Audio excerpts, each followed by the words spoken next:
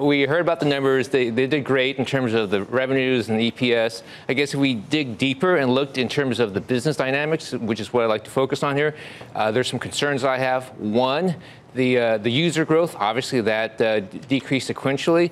They said that their app redesign turned off, scared away some users.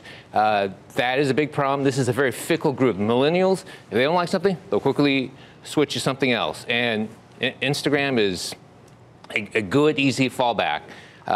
Second is the pricing. Yep. Pricing is a continuing trend of down 52% year over year.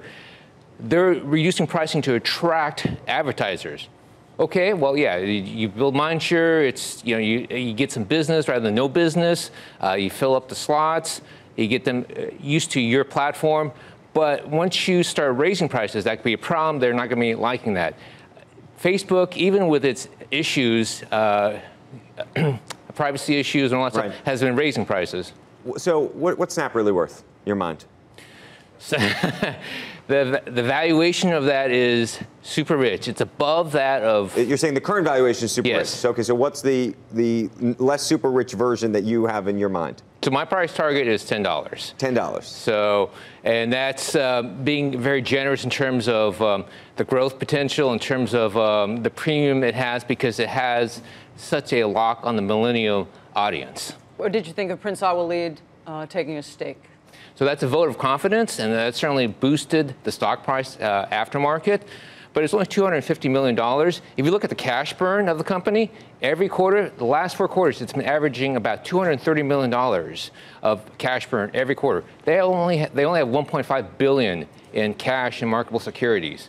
They'll go through that 250 from the prince in a little bit more than a quarter at current rates. So it's a vote of confidence. Optically, it's great. But it's still, they have a long way in terms of turning around their business. Is it optically great? I mean, I think about how long he's stuck with certain stocks in the past, and you could argue it's not necessarily a... That's true, and they've actually had discussions before they went public. They had talked that the picture you had of them visiting the prince in Saudi Arabia, that was in 2015. They never reached agreement. I think they've compromised.